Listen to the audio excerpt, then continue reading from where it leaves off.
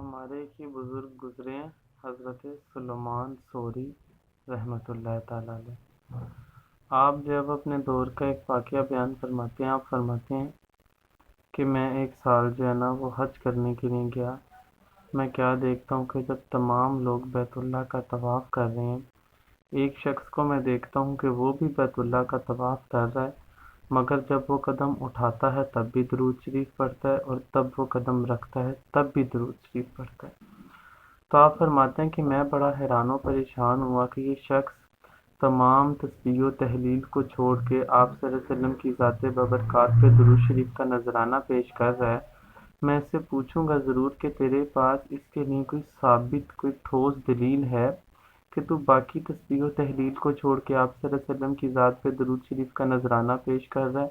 کیونکہ آپ کو پتہ ہے جب بیت اللہ کے گرد طواف کیا جاتا ہے تو پڑھا جاتا ہے لبیک اللہم لبیک، لبیک لا شریک لک لبیک، پوری ایک تسبیح ہے جو پڑھی جاتی ہے۔ اب اس سے یہ جو ہے وہ بات ہرگز مراد نہیں ہے کہ ہم جو ہے وہ آپ صلی اللہ علیہ وسلم کی ذات پہ درود شریف نہ پڑھیں۔ قرآن مجید ہمیں کہتا ہے، اللہ تعالیٰ کا قرآن کہتا ہے کہ اے مومنو، اللہ اور اس کے فرشتے نبی پاک صلی اللہ علیہ وسلم کی ذات پہ درود و شریف پڑھتے ہیں، تم بھی اس کی ذات پہ کثرت سے درود و شریف پڑھا کرو اور درود و سلام کا نذرانہ پیش کیا کرو۔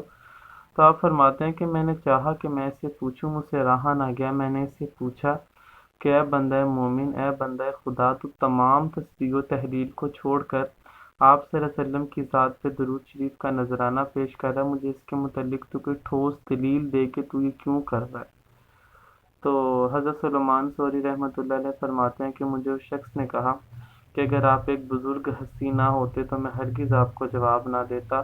لیکن اگر اب آپ نے مجھ سے دریافت کر لیا ہے تو میں جب تک آپ کو بتاؤں گا نہیں، آپ جو ہے وہ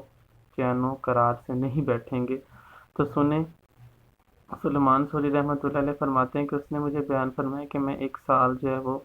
اپنے والد گرامی کے ساتھ حج کرنے کے لیے آیا۔ حج کی جو مسافت تھی وہ اتنی لمبی تھی کہ میرے والد صاحب برداشت نہیں کر سکے اور وہ بہت علیل ہو گئے، اور وہ اتنے زیادہ علیل ہوئے کہ مجھے ڈر تھا کہ کہیں یہ علالت ان کی جان نہ لے لے۔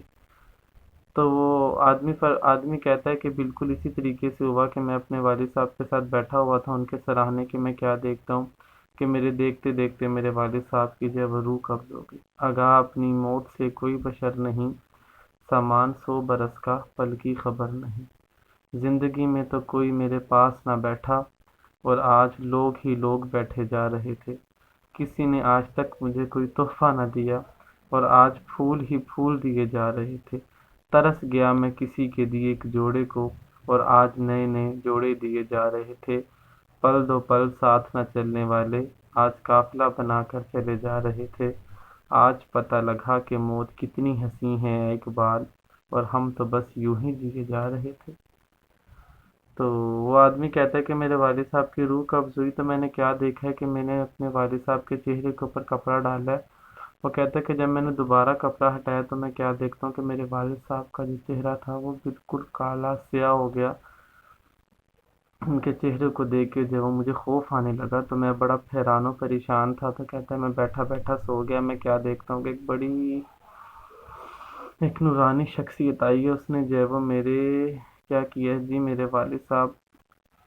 کی میت پڑی ہوئی تھی، میرے والد صاحب کی میت کے گرد اس نے چکر لگایا، اور چکر لگانے کے بعد جو ہے وہ اس نے میرے والد صاحب کے کپڑا ہٹا کے جیسے ہی اس نے میرے والد صاحب کے چہرے پہ ہاتھ پھیرا تو میرے والد صاحب کا جو چہرہ تھا وہ بالکل حسین و جمیل ہو گیا۔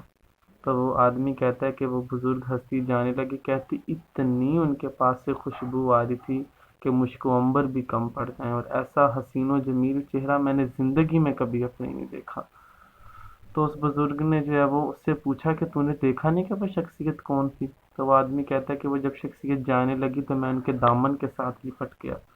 اور میں نے کہا کہ اے بندہ خدا، تو کون ہے؟ تو مجھے اپنا تعارف تو کروا، تو نے میرے والد صاحب کو جو ہے وہ دنیا اور آخرت کے اندر ضلالت سے بچا لیا ہے، تو کون ہے؟ تو وہ شخص کہتا ہے کہ جیسے ہی انہوں نے مجھے اپنا تعارف کرایا نا، تو میں بھی جو ہے وہ اش کٹ کر اٹھا، اور میں بھی جو ہے وہ اللہ تعالیٰ کی قدرت کے اوپر جو ہے وہ مجھے یقین آ گیا۔ تو وہ آدمی کہتا ہے کہ میں نے جب ان بزرگ سے پوچھا تو انہوں نے فرمایا کہ میں اللہ تعالیٰ کا آخری نبی ہوں، اور جو شخص مجھ پہ کثرت سے درود پڑھتا ہے وہ جتنی مرضی مشکل میں ہو میں اس کی